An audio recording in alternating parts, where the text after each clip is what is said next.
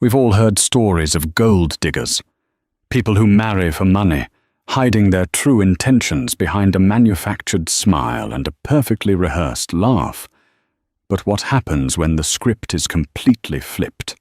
What happens when the person being looked down upon, the one constantly reminded of their modest background by an arrogant spouse, is actually holding the keys to a multi-million-dollar empire?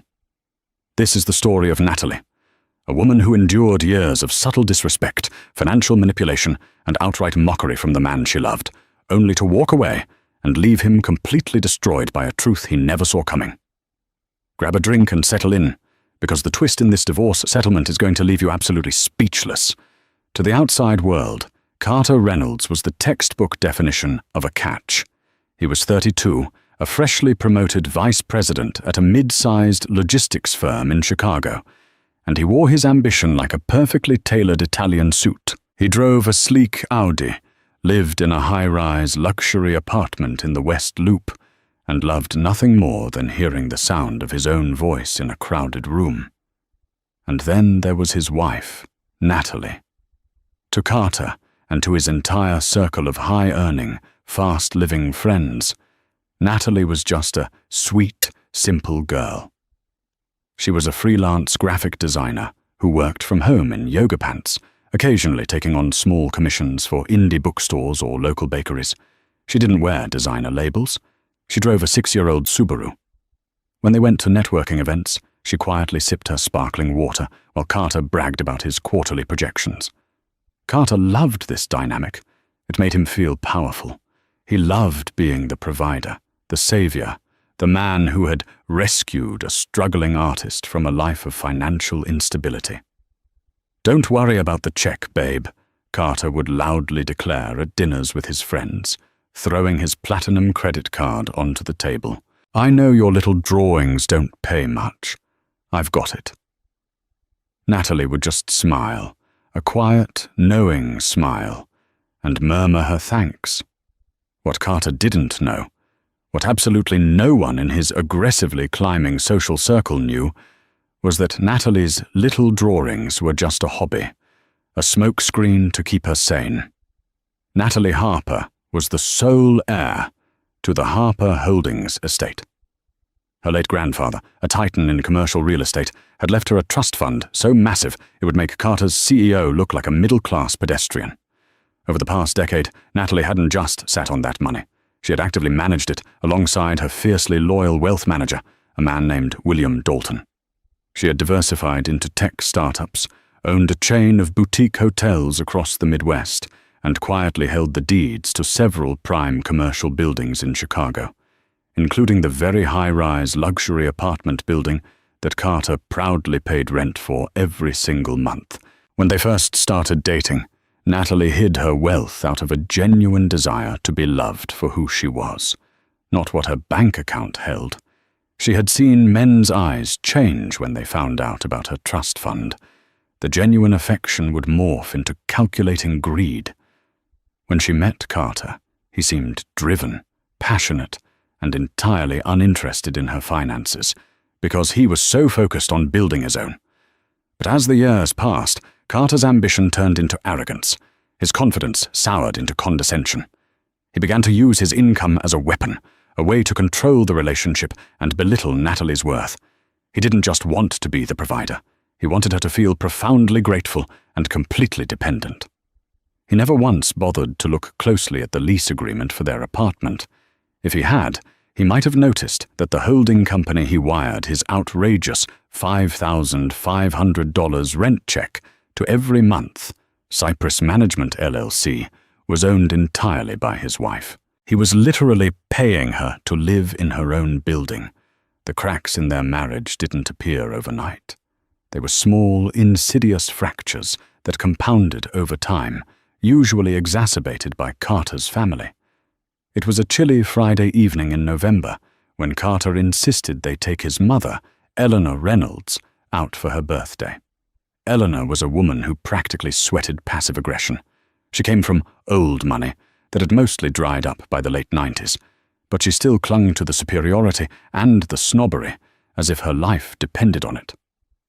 Carter had booked a table at the Obsidian Room, currently the most exclusive, impossible-to-get-into restaurant in the city. He had bragged for 3 weeks about how he had to call in favors from a client just to secure a reservation. Natalie wore a simple black dress, devoid of flashy jewelry. Eleanor, draped in pearls and smelling heavily of Chanel, looked Natalie up and down as they sat in the plush leather booth. "So, Natalie," Eleanor began, taking a slow sip of her martini, "Carter tells me you're still doing your little internet sketches. Have you ever considered applying for a real agency? A job with a W-2? Carter is carrying such a heavy burden, providing for the two of you in this city." Carter chuckled, adjusting his cuffs. "Mom, leave her alone. She likes the flexibility. Besides, someone has to be home to wait for the dry cleaning and the groceries." Natalie felt a cold knot tighten in her stomach. It wasn't just Eleanor's venom. It was how eagerly Carter always validated it. "I enjoy my work, Eleanor," Natalie said evenly, keeping her voice perfectly modulated. "It pays for what I need." "But does it pay for this?" Eleanor gestured broadly to the opulent restaurant, the crystal chandeliers, the imported marble tables. "Carter works 50-hour weeks to afford this lifestyle. You really should show more appreciation, dear. Not every man is willing to take on a dependent." Natalie looked at Carter, waiting for him to step in, to say, "Actually, Mum, we're a team," or, "I don't mind, I love her." Instead, Carter just shrugged, a smug little smile playing on his lips. "She knows how lucky she is, Mum. Don't you, Nat?" Natalie stared at him for a long, silent moment. The man sitting across from her wasn't a partner. He was an employer demanding gratitude from an indentured servant. "Excuse me for a moment," Natalie said, sliding out of the booth. "I need to use the restroom." She didn't go to the restroom. Instead, she walked past the bustling open kitchen and slipped through an unmarked door in the back corridor that led to the management offices. A man in a sharp suit looked up from his desk, his eyes widening in surprise. It was Julian, the general manager. "Miss Harper," Julian said, immediately standing up. "I didn't know you were coming in tonight. Is everything all right with the service?" "The service is impeccable, Julian. As always," Natalie said softly. The Obsidian Room was the crown jewel of the hospitality group she had acquired 2 years prior. "I just need a small favor. When the bill comes to my table, booth 4, I want you to bring it personally. And I want you to comp the entire thing." Julian looked confused. "Of course, ma'am. But your husband is sitting at booth 4. He made the reservation under his name. Do you want me to tell him?" "No," Natalie interrupted, a sudden icy resolve settling over her. "Tell him the owner happened to be dining tonight, recognized his wife, and wanted to take care of the bill as a courtesy. Use those exact words." When Natalie returned to the table, Eleanor was still holding court, complaining about the price of the appetizers. 20 minutes later, Julian approached the table. "Mr. Reynolds," Julian said smoothly. "I'm the general manager. I just wanted to let you know that your bill has been completely taken care of tonight." Carter puffed out his chest, looking triumphantly at his mother. "Really? Well, I do a lot of corporate business with your suppliers. I suppose someone upstairs noticed." "Actually, sir," Julian said, his face a perfectly blank mask, "the owner is in the building tonight. They recognized your wife, Natalie, and wanted to cover the meal as a personal courtesy to her." Carter's smile vanished. Eleanor practically choked on her wine. "Recognized Natalie?" Carter stammered, looking at his wife in disbelief. "From where?" Natalie took a delicate bite of her dessert, her eyes locking onto Carter's. "I've done some design work for their hospitality group in the past, Carter. Like I said, my little drawings pay for exactly what I need them to." For the rest of the evening, Carter was silent, his ego visibly bruised. But instead of asking Natalie about her connections, he sulked. He couldn't handle even a fleeting moment where she held the power, where her worth eclipsed his financial dominance. That night, Lying in bed next to a man who was stubbornly facing the wall, Natalie realized a terrifying truth. Carter didn't love her. He loved feeling superior to her. And if she ever took that superiority away, there would be nothing left of their marriage. The true breaking point arrived 3 months later, in the dead of winter. Carter had become increasingly stressed. He was pacing the apartment late at night, snapping at Natalie over trivial things, and constantly refreshing his banking apps. His friend, Pierce, a smooth-talking crypto enthusiast who drove a leased Porsche and wore sunglasses indoors, had been pitching Carter on a guaranteed ground-floor investment in a new logistics software startup. Carter, desperate to prove he was the financial genius he pretended to be, had taken the bait. Without telling Natalie, he had liquidated $150,000, almost his entire personal savings and the money they had earmarked for buying a house in the suburbs, and handed it over to Pierce's venture. It took exactly 8 weeks for the startup to file for bankruptcy. The founders vanished, and the money evaporated into the digital ether. Natalie found out on a Tuesday afternoon. She had just finished a phone call with William Dalton regarding the acquisition of a boutique hotel in Austin when Carter slammed the front door open. He looked pale, disheveled, and manic. "I need your help," he blurted out, not even taking off his coat. Natalie set her laptop aside. "What's wrong? You look terrible." He paced the length of the living room, running his hands through his hair. "I made a move, a business move. It was supposed to double our net worth, Nat," Pierce assured me. "But it's gone. It's all gone." Natalie frowned. "What do you mean, gone? How much?" $150,000, Carter muttered, looking at the floor. Natalie felt a flash of anger, not at the lost money, which to her was a drop in the bucket, but at the betrayal. "Carter, that was our house fund. You didn't even talk to me about this." "I didn't think I needed to," Carter snapped, his fear instantly morphing into defensive rage. "I'm the one who makes the money. I'm the one who understands finance. I took a risk to give us a better life because, let's face it, I'm the only one pulling weight around here." Natalie stood up, her voice deathly quiet. "Don't turn this around on me. You gambled our future behind my back. And now I need you to step up," Carter demanded, pointing a finger at her. "I have a margin call on my brokerage account. I need $40,000 by Friday, or they liquidate the rest of my stock portfolio.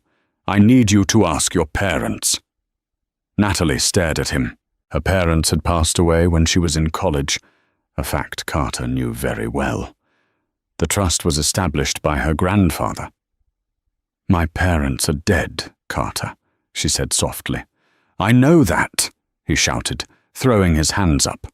"But they left you that little house in Ohio, right? Or some life insurance. Go to the bank. Take out a personal loan. Max out your credit cards. Do whatever you have to do. It's time you actually contributed to this marriage instead of just mooching off me." The silence in the room was deafening. The word mooching hung in the air like toxic smoke. "I am not taking out a loan to cover your reckless gambling," Natalie said, her voice completely devoid of emotion. Carter sneered at her, his face twisting into something ugly and unrecognizable. "You are unbelievable. I feed you. I clothe you. I put a roof over your head in one of the most expensive buildings in the city. You bring absolutely nothing to the table, Natalie. Nothing. I only married you because I thought you were sweet and low maintenance. I thought you'd be a supportive wife. But you're just a leech." He grabbed his keys off the counter. "Have the money figured out by the time I get back tonight, or we are going to have a very different conversation about our future."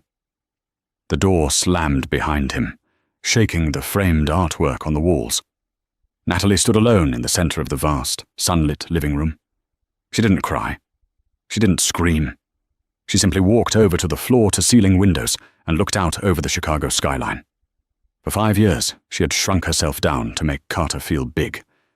She had hidden her brilliance, her wealth, and her power so he could play the role of the mighty king, and in return, he had treated her like a peasant. She reached into her pocket, pulled out her phone, and dialed a number. Dalton, the crisp, authoritative voice of her wealth manager, answered on the second ring. "Bill," Natalie said, her tone absolute ice. "I need you to contact the top divorce litigator in the city. And Bill?" "Yes, Natalie?" "I want to initiate an immediate audit of Cypress Management, LLC, specifically the tenant lease for apartment 42B. I believe the tenant is about to default on his rent, and I want eviction papers drafted the second he does." When Carter returned to the luxury apartment late that Thursday night, he expected to find Natalie weeping on the couch. He expected apologies. He expected her to hand over a cashier's check from some high-interest personal loan she had groveled to secure for him. That was the dynamic he had spent 5 years cultivating. He commanded, and she scrambled to obey. Instead, he found the apartment immaculately clean, completely silent, and eerily empty. He walked into the master bedroom and threw open the closet doors. Natalie's side was bare. Her modest collection of clothes, her sensible shoes, her worn-in travel bags, all gone. Strangely, she had left behind every single item Carter had ever purchased for her. The diamond tennis bracelet he bought with his first big bonus sat abandoned on the dresser. The designer handbag he had forced her to carry to his company Christmas party was left discarded on the bed, alongside her wedding ring. Carter scoffed, pulling out his phone. He dialed her number, getting sent straight to voicemail after a single ring.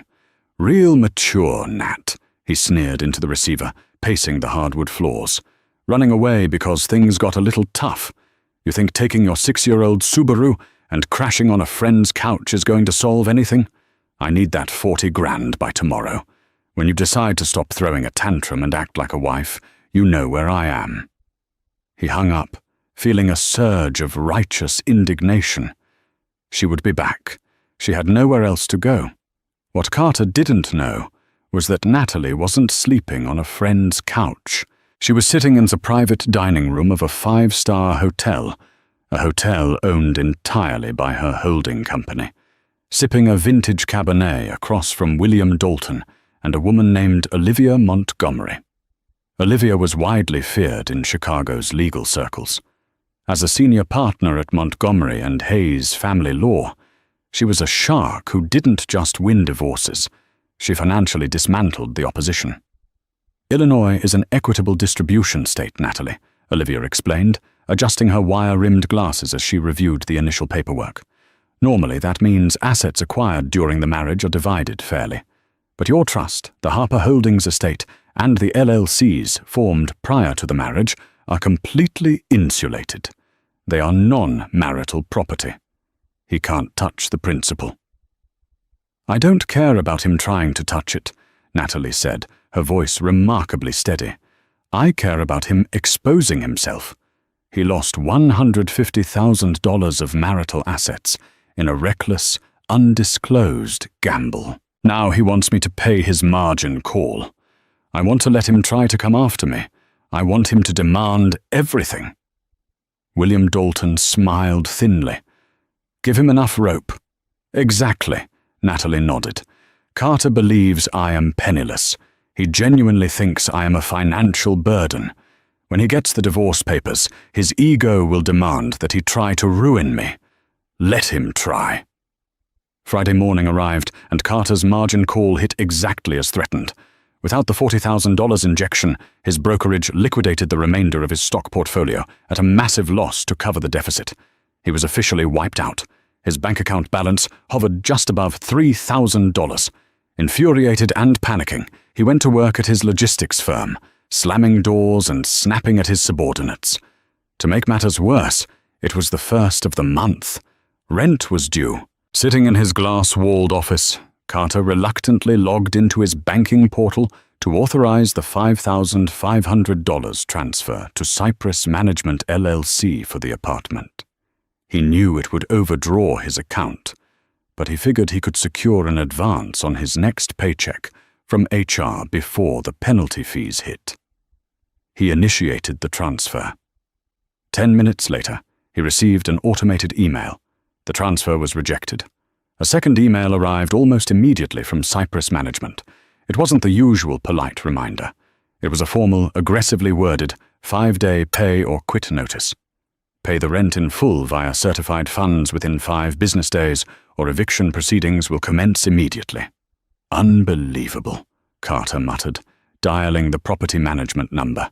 He got an answering service that coldly informed him the account manager was unavailable. Just as he slammed the phone down, his office door opened. His boss, Mr. Henderson, stood in the doorway, looking deeply uncomfortable. Behind him was a man in a plain grey jacket, holding a thick manila envelope. "Carter," Mr. Henderson said, clearing his throat. "This gentleman said he needed to speak with you immediately. He refused to wait at reception." The man stepped forward and dropped the envelope onto Carter's desk. "Carter Reynolds, you've been served." Carter felt the blood drain from his face as the man turned and walked out, leaving Mr. Henderson staring in awkward silence. With trembling hands, Carter ripped open the envelope. It was a petition for dissolution of marriage. Natalie had actually filed. Humiliated in front of his boss and reeling from his financial losses, Carter's shock quickly mutated into blinding, vindictive rage. He immediately called his mother, Eleanor. "She served me, Mum." At the office, Carter hissed into the phone, pacing behind his desk. Eleanor gasped loudly. "That ungrateful little brat, after everything you've done for her? After you paid for her life all these years?" "I'm not letting her get away with this," Carter vowed, his voice shaking.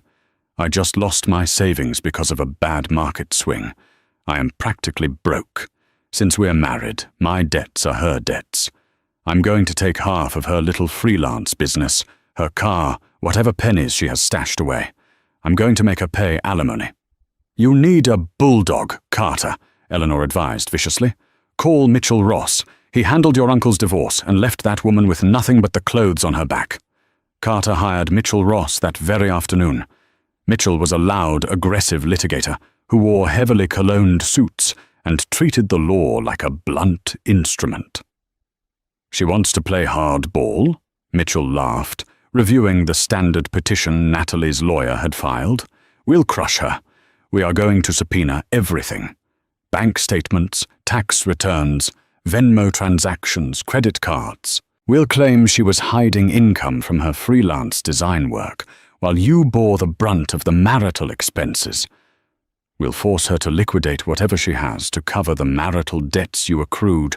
Carter smirked, feeling the power return to him. He pulled out his phone and typed a quick, venomous text to Natalie. "You really want to play this game? Mitchell Ross is going to tear your life apart. Prepare to pay my debts, sweetheart. You should have stayed." He hit send. There was no reply. For the next 4 weeks, Carter lived in a state of arrogant anticipation. He ignored the mounting late fees from Cyprus management, assuming he could negotiate it away once he squeezed Natalie for cash. He crashed on his friend Pierce's sofa, complaining endlessly about how his leech of a wife had abandoned him at his lowest point. Then came the discovery phase. The legal process demands absolute financial transparency.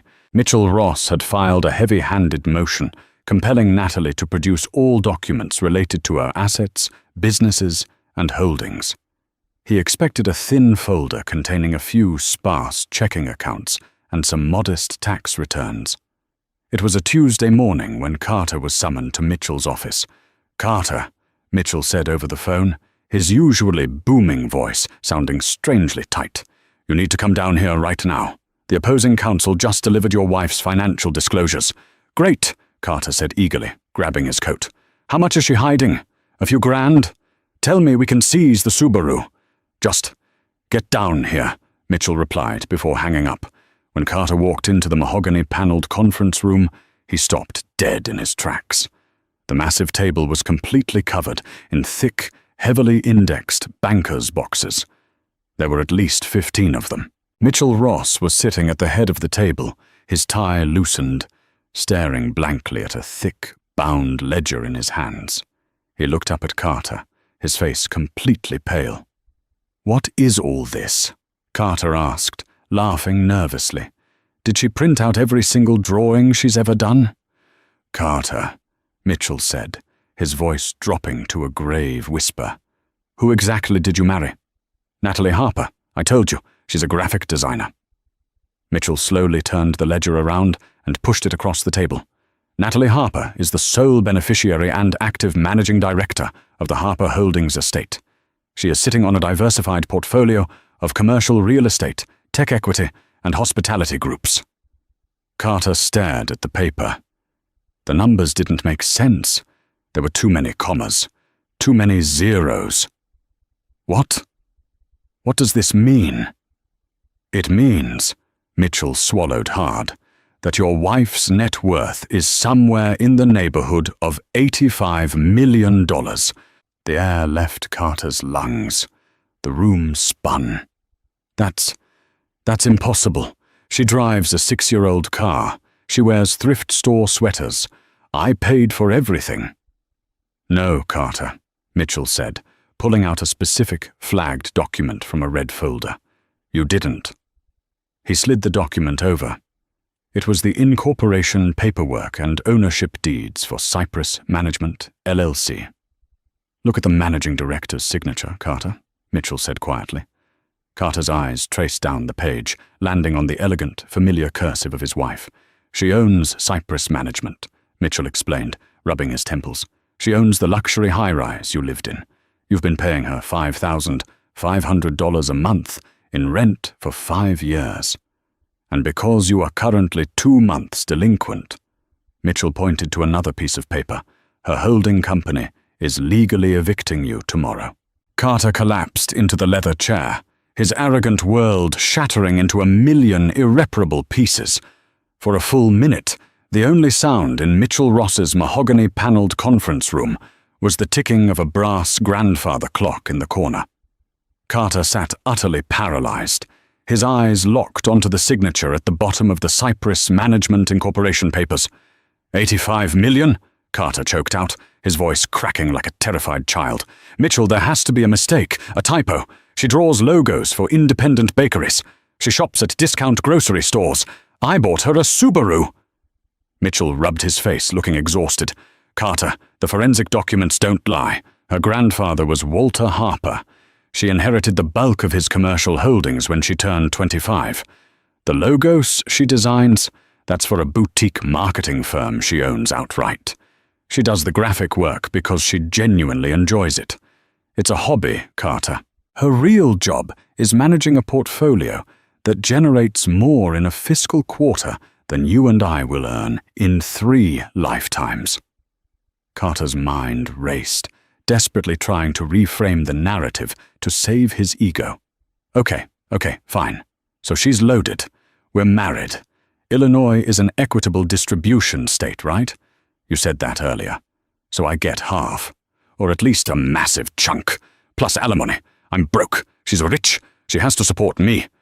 Mitchell sighed heavily, leaning back in his chair. You didn't listen to me. Her wealth is wrapped entirely in a generational trust, and LLCs formed well before you ever met her. They are ironclad, non-marital assets. You have absolutely zero claim to the principal. Then what do I get? Carter yelled, slamming his hand on the table. You get half of the marital debt, Mitchell said grimly, which, thanks to your little $150,000 crypto logistics adventure with your buddy Pierce, is substantial. Furthermore, Olivia Montgomery is her lead counsel. Carter blinked. Who? Olivia Montgomery. She's a ghost, Carter. She only takes cases when there are 9 figures on the table, and she takes no prisoners. Her counterfiling just arrived this morning alongside these disclosures. Mitchell opened a sleek black folder. Natalie isn't just refusing to pay your margin call. She is suing the marital estate, meaning you, for financial dissipation. She's claiming you recklessly gambled away joint funds without her knowledge or consent, and she has the bank records to prove you forged her initials on the wire transfer authorization. The room started to spin again. Carter had, in fact, scribbled Natalie's initials on the joint account withdrawal form, assuming she would never notice because she never checked their finances. If she pushes this to trial, Mitchell warned, his voice dead serious, the judge won't just deny you alimony. They will order you to repay the estate, with interest. Oh, and about your apartment. I'll pay the rent, Carter stammered automatically, though he had less than $3,000 to his name. It's too late. The 5-day notice expired. Cypress Management has officially filed the eviction with the county sheriff. You have 48 hours to vacate the premises, or law enforcement will physically remove you and your belongings. Carter stumbled out of his lawyer's office an hour later, the icy Chicago wind biting at his face. He pulled out his phone, his hands shaking violently, and dialed Natalie's number. For the first time in a month, it didn't go straight to voicemail. It rang. "Hello, Carter." Her voice was calm, professional, and entirely devoid of the warmth he had taken for granted for 5 years. "Nat," he gasped, his arrogant facade completely shattering. "Nat, please. I just saw the disclosures. I saw the Cypress paperwork. Why didn't you tell me? Why did you hide this from me?" "I didn't hide it, Carter," Natalie replied smoothly. "I simply never brought it up, and you never asked. You were too busy telling me how worthless my contributions were. You were too busy demanding gratitude for paying rent on a building I owned." "I was stressed. I was just trying to be the man of the house," Carter pleaded, pacing down the bustling sidewalk, ignoring the strange looks from passing pedestrians. "Please, let's just talk, or we can fix this. I love you." "You love having an audience," Natalie corrected him, her tone freezing over. "You loved having someone to look down on. You called me a leech, Carter. You told me I brought absolutely nothing to the table. I'm just finally agreeing with you. I'm removing myself from your table. Nat, they're evicting me tomorrow. Where am I supposed to go?" "I suggest you ask Pierce," she said. "Or perhaps your mother. I hear she has a lovely guest room." "No." The line went dead. 3 weeks later, the reality of Carter's new life had set in. He was living in a cramped, musty studio apartment in the far suburbs, a space he could barely afford with his heavily garnished paycheck. The eviction had destroyed his credit score, and word of his erratic behavior and the looming financial scandal had caused his boss, Mr. Henderson, to put him on indefinite unpaid administrative leave. The final mediation was held at the opulent downtown offices of Montgomery and Hayes. Carter arrived wearing a wrinkled suit, looking 10 years older. Beside him sat Mitchell Ross, who had already demanded a massive retainer that Carter had to borrow from his horrified mother, Eleanor. When they walked into the glass-walled conference room, Natalie was already there. She looked breathtaking. Gone were the oversized sweaters and the apologetic posture. She wore a razor-sharp charcoal blazer, her posture impeccable, radiating quiet, terrifying authority. To her right sat Olivia Montgomery. To her left, William Dalton. Carter felt a pathetic surge of hope. Maybe seeing him looking so broken would trigger her old subservient empathy. Before Carter could even open his mouth to apologize, the door swung open, and Eleanor barged in. Carter hadn't invited his mother, but Eleanor, unable to comprehend that a woman she viewed as new money trash had outsmarted her son, had followed him. "This is an outrage!" Eleanor shrieked, pointing a trembling, bejeweled finger at Natalie. "You deceitful little gold digger! Well, reverse gold digger! You trapped my son! You hid millions while you let him work his fingers to the bone!" Olivia Montgomery didn't even look up from her legal pad. "Mr. Ross, is this shrill woman a party to this mediation? Because if not, I will have security escort her out by her pearls." "Mum, please stop," Carter hissed, grabbing her arm. Natalie finally looked up, fixing her gaze on her mother-in-law. "Let her stay, Olivia. I want Eleanor to hear this." Natalie leaned forward, resting her hands on the mahogany table. "Eleanor, your son didn't work his fingers to the bone. He sat in an air-conditioned office, playing golf with clients, while I silently paid off his secret credit cards for the first 3 years of our marriage. Did he tell you about that? The $40,000 in credit card debt he accrued, buying expensive watches and VIP tables to impress his friends before we got married? I paid that off through an anonymous wire transfer. He thought it was a bank error. Carter's jaw dropped. You paid that? Of course I did, Natalie said, her voice dripping with pity. I loved you. I wanted you to start fresh. But you didn't. You just found new ways to lie. Olivia Montgomery seamlessly took over, sliding a thick, audited financial report across the table. Gentlemen, we brought in a forensic accountant, Donovan Hayes. Let's discuss Mr. Reynolds's financial dissipation. Not only did Carter forge his wife's signature to gamble $150,000 on a fraudulent startup, but Donovan uncovered a secondary, hidden checking account. Mitchell Ross practically snatched the folder, his eyes scanning the highlighted lines. Over the last 4 years, Olivia continued, her voice echoing off the glass walls like a gavel, Carter has been skimming from the joint marital account. $200 here, $500 there. He funneled a total of $68,000 into a private account. He used these funds for luxury networking trips to Las Vegas and Miami, trips that Natalie was told were strictly company-funded. Carter felt his stomach drop into his shoes. He had forgotten about the Vegas trips. That is marital fraud, Olivia stated simply. We are offering a one-time settlement, valid for the next 60 seconds. Carter assumes 100% of the marital debt. He waives any and all rights to spousal support. He signs a strict non-disclosure agreement regarding Natalie's assets and businesses. In exchange, Natalie will not press criminal charges for wire fraud and forgery regarding the $150,000 transfer. Criminal charges?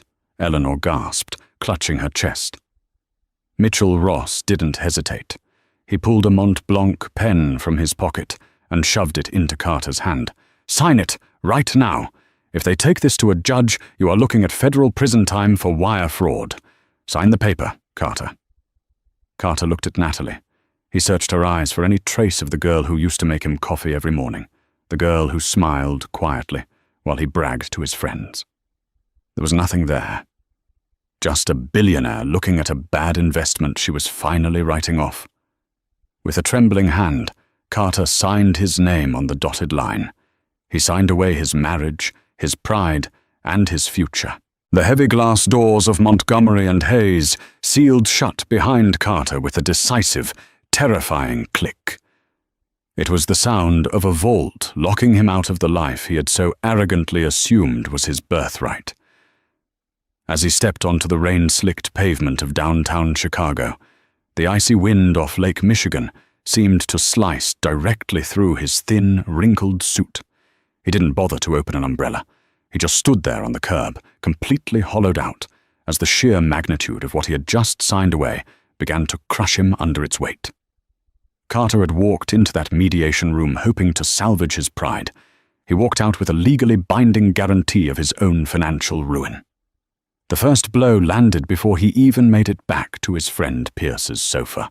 As he approached the parking garage where he had left his beloved, sleek black Audi, the car he used to meticulously wash every Sunday while lecturing Natalie about the importance of presenting a successful image, he found a tow truck backing into the space. A man in a high-visibility jacket was securing the wheel lifts. Carter sprinted forward, his dress shoes slipping on the wet concrete. "Hey, stop! What are you doing? That's my car!" The tow truck driver barely glanced up from his clipboard. "Carter Reynolds? Yes, that's my vehicle. Put it down." "Not anymore, buddy," the driver muttered, handing over a crumpled yellow sheet of paper. "Bank issued a repossession order yesterday morning. You missed 3 consecutive payments. The lien holder is taking it back. If you want to get your golf clubs out of the trunk, you have exactly 60 seconds before I pull out of here." Carter stood paralyzed in the dimly lit garage, clutching the damp yellow paper. He didn't get the golf clubs. He just watched the taillights of his status symbol disappear down the concrete ramp.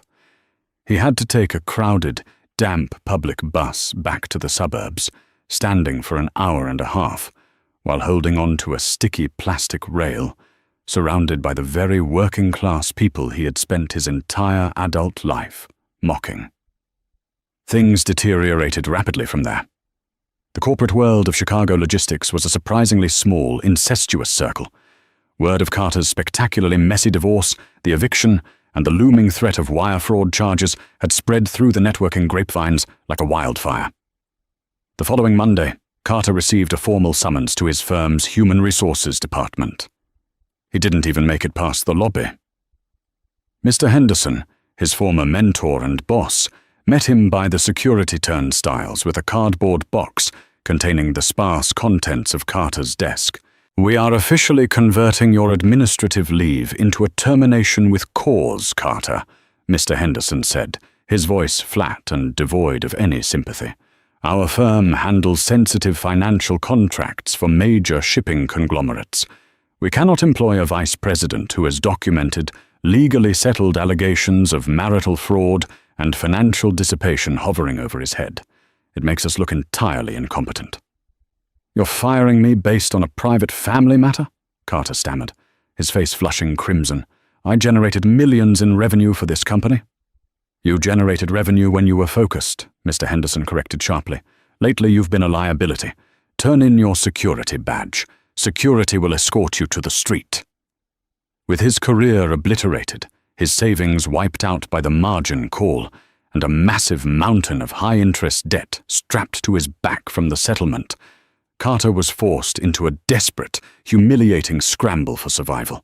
The man who once scoffed at anything less than a 6-figure base salary and a corner office was soon filling out online applications for entry-level dispatch roles. He eventually landed a job as a mid-level shift manager at a notoriously gruff, low-margin regional shipping warehouse in a bleak industrial park 40 miles outside the city limits. The pay was a fraction of his former salary, barely enough to cover his court-mandated debt repayments and the rent on the only apartment he could secure without a credit check, a tiny, water-damaged studio above a noisy laundromat. The irony of his new job was a daily, suffocating torture. His new boss, a hardened warehouse director named Brenda, treated Carter exactly how Carter used to treat Natalie. Brenda micromanaged his every move, belittled his suggestions in front of the forklift drivers, and constantly reminded him how lucky he was that she took a chance on a guy with a ruined resume. Carter had to swallow his pride, bite his tongue, and nod subserviently, terrified of losing the meager paycheck that kept him from total homelessness. He worked grueling 50-hour weeks, coming home every night smelling of diesel exhaust and cheap instant coffee, his tailored suits replaced by stiff, uncomfortable polyester uniforms. Carter wasn't the only one suffering the devastating consequences of arrogance. His mother, Eleanor, faced her own brutal reckoning. For decades, Eleanor had weaponized her perceived social status, using her old money lineage to intimidate everyone around her, especially her daughter-in-law. But the country club set is notoriously unforgiving of scandal, and they are even less forgiving of poverty. When Carter's financial collapse became public knowledge, Eleanor's social circle evaporated overnight. The women she used to drink martinis with suddenly stopped returning her calls. Her invitations to charity galas and holiday banquets simply ceased to arrive in the mail. Unable to keep up the charade of wealth without Carter quietly subsidizing her lifestyle, a fact he could no longer hide, she was forced to sell her sprawling, heavily mortgaged suburban home. Eleanor moved into a cramped, aggressively mediocre 2-bedroom condominium in a less desirable zip code. Stripped of her audience and her perceived superiority, she grew incredibly bitter. Her relationship with Carter devolved into toxic, cyclical arguments. They spent holidays eating cheap takeout in her cramped kitchen, screaming at each other over who was truly to blame for their downfall. "If you had just managed your wife better," Eleanor would shriek, clutching a glass of cheap box wine. "If you had just looked at the damn lease agreement, none of this would have happened. You let that little artist make a fool of our family." "She wasn't an artist, Mum. She was a billionaire," Carter would yell back, rubbing his exhausted face. "And you didn't help. You treated her like garbage every time she was in the room. We pushed her into destroying us." While Carter and Eleanor drowned in their self-made swamp of misery and recrimination, Natalie Harper was soaring higher than she ever had before. Unburdened by the dead weight of a husband who constantly tried to dim her light, her empire expanded with breathtaking speed. In the 18 months following the divorce, Cypress Management acquired a massive portfolio of premium commercial real estate, completely dominating the Midwest market. She launched a new philanthropic wing of her trust, the Nova Foundation, which provided zero-interest, massive capital loans to female-led technology and logistics startups. In a delicious twist of private karma, William Dalton, her wealth manager, discovered that Pierce's fraudulent logistics software startup, the one that had stolen Carter's $150,000, had gone into receivership. Natalie quietly purchased the defunct company's remaining patents and software architecture for absolute pennies on the dollar, integrating the tech into her own supply chain network and turning Pierce's scam into a highly profitable asset. Yet, despite her skyrocketing net worth and expanding influence, Natalie remained fundamentally unchanged. She still wore comfortable, sensible clothes.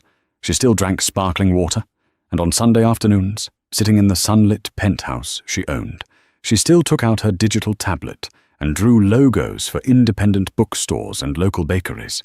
She didn't do it for the money. She did it because it brought her peace. She had never needed to shout about her worth. She simply knew it.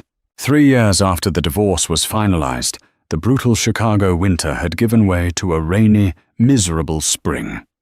Carter was sitting in bumper-to-bumper traffic on the Kennedy Expressway, the windshield wipers of his rusted 10-year-old sedan squeaking violently against the glass. He was exhausted. He had just finished a 14-hour shift at the warehouse, his back aching, his bank account hovering precariously near zero as the first of the month approached. He was dreading the inevitable phone call with his landlord, preparing to beg for a 3-day extension on his rent. He leaned his head against the cold window, staring blankly at the urban landscape. The city he used to think he owned now felt like a giant, concrete cage designed specifically to mock him. As the traffic inched forward, the clouds momentarily parted, and a massive, newly constructed skyscraper caught the afternoon light. It was a breathtaking marvel of modern architecture, a billion-dollar tower of glass and steel that dominated the skyline. It was the most expensive commercial real estate development the city had seen in a decade. Carter's eyes drifted to the base of the building, where a massive, high-definition digital billboard was cycling through advertisements for the luxury corporate spaces available inside. The screen shifted, displaying the grand opening announcement for the tower. The text was bold, sleek, and undeniable. "Welcome to the Summit Horizon Tower, proudly developed and owned by Harper Holdings and Cypress Management." But it wasn't the names that made Carter slam his foot onto the brake pedal, his heart stopping dead in his chest. It was the logo displayed right above the text. It was an elegant, minimalist design. A beautifully intricate crest featuring interwoven branches of a cypress tree, perfectly balanced, subtly commanding, and flawlessly executed. Carter recognized the line work immediately. He recognized the shading. He recognized the style. It was the exact same logo he had watched Natalie sketch on her iPad 3 years ago, sitting on their living room couch. He remembered that night vividly. He had walked past her, holding a glass of expensive scotch, and laughed at the screen. He had told her that her little hobby was cute, but she really needed to stop wasting her time on meaningless doodles and start focusing on keeping the apartment clean. He had told her she brought nothing to the table. Carter sat trapped in his rusted car, surrounded by honking horns and the smell of exhaust, staring up at the billion-dollar monument to his ex-wife's genius. The logo he had mocked was now stamped across the Chicago skyline, a towering symbol of absolute, untouchable power. His hands began to shake violently against the steering wheel. A ragged, choking sob tore its way out of his throat, the sound swallowed by the deafening noise of the highway. In that agonizing, rain-soaked moment, the absolute finality of his profound failure crashed over him. Carter Reynolds finally understood the brutal truth. He hadn't just lost a massive fortune, and he hadn't just lost his luxurious lifestyle. Because of his own blinding arrogance, his desperate need to feel superior, and his refusal to see the incredible woman sitting right in front of him, he had thrown away the only person who had ever loved him enough to let him pretend he was a king. And now he was just a peasant, forever stuck in traffic, forced to look up at the empire she had built without him. What an absolutely incredible story of karma and knowing your worth. Natalie played the ultimate long game, letting a toxic, arrogant man dig his own financial grave before finally showing him who was really holding the cards. It just goes to show that true wealth doesn't need to shout, while insecurity never stops talking. Carter wanted a trophy he could control, but he ended up losing a queen who owned the whole board. Now, I want to hear from you. If you were in Natalie's shoes, would you have kept your multi-million-dollar empire a secret from your spouse, or would you have told them from the beginning? Drop your thoughts in the comments below. I read every single one. If you loved this story of ultimate revenge and want more real-life relationship drama, make sure to hit that like button, share this video with someone who loves a good plot twist, and subscribe to the channel with notifications turned on so you never miss a story. Stay strong, know your worth, and I'll see you in the next video.